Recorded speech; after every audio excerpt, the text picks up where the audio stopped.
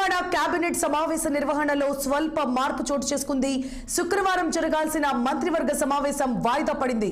సచివాలయంలో ఈ నెల 28న మధ్యాహ్నం 2 గంటలకు సీఎం రేవంత్ రెడ్డి అధ్యక్షతన జరిగే ఈ మీటింగ్లో కీలక అంశాలపై చర్చించి వాటికి ఆమోద ముద్ర వేయనున్నారు.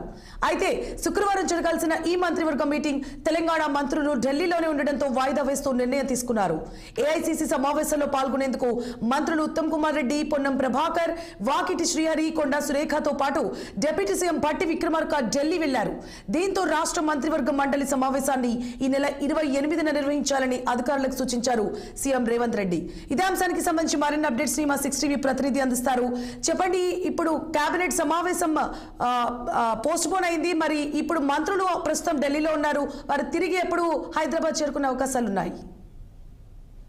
సో ఈ రోజు జరగాల్సిన రాష్ట్ర కేబినెట్ సమావేశము సోమవారానికి వాయిదా పడ్డది. ఈ నెల 28 తారీఖు నాడు సాయంత్రం 4 గంటలకు సచివాలయంలో కేబినెట్ మీటింగ్ జరుగుతుంది. సో గత 2 రోజులుగా ముఖ్యమంత్రి రేవంత్ రెడ్డి ఢిల్లీలో ఉన్నారు. సో ఆయనతో పాటు పలువురు మంత్రులు కూడా ఢిల్లీలో వివిధ కారణాల వల్ల ఇక్కడనే ఉండడం జరిగింది. ఈ రోజు బీసీలకు సంబంధించిన మీటింగ్ లో ఢిల్లీలో తాల్కట్టు ఆ మీటింగ్ లో బీసీకి సంబంధించిన ఎంపీలు, మంత్రులు, అదేవిధంగా పలువురు నేతలు పాల్గొన్నారు. ఆ సందర్భంగానే కేబినెట్ మీటింగ్ సమావేశం ఈ రోజు జరగాల్సింది అది వాయిదా పడుతూ నిర్ణయం తీసుకున్నారు. సో ఇంకా సోమవారం జరగాల్సిన మీటింగ్ లో పలు కీలక నిర్ణయాలు తీసుకునే అవకాశం ఉంది. ఇప్పుడే బీసీ కులగణన పూర్తి చేసుకుంది. సో 42% బీసీలకు స్థానిక ఎలక్షన్ లో రిజర్వేషన్లు ఇవ్వాలంటూ నిర్ణయం తీసుకుని దానికి సంబంధించిన ఏదైతే బిల్లు ఇంకా రాష్ట్రపతి పెండింగ్ లో ఉంది. సో కేంద్రం దాన్ని వెనక్కి పంపే అవకాశాలు కూడా కనిపిస్తున్నాయి. సో దానిపైన ఇలా ముందుకు వెళ్ళాలి, దానిపైన కూడా దానిపైన బడ్జెట్ నోటిఫికేషన్ తీసుకోవాలా, అన్ని తీసుకురావాలని దానిపైన కూడా ఒక నిర్ణయం తీసుకునే అవకాశం ఉంది. మరోపక్క రాష్ట్ర వ్యాప్తంగా ఈ రేషన్ కార్డుల కొత్త పంపిణీ జరుగుతూ ఉంది. సో చాలా మంది ఇంకా అసంతృప్తి వ్యక్తం చేస్తున్నారు, చాలా మందికి రాలేదు.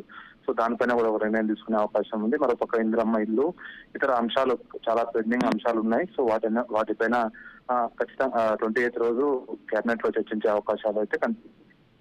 Right. Thank you for the updates.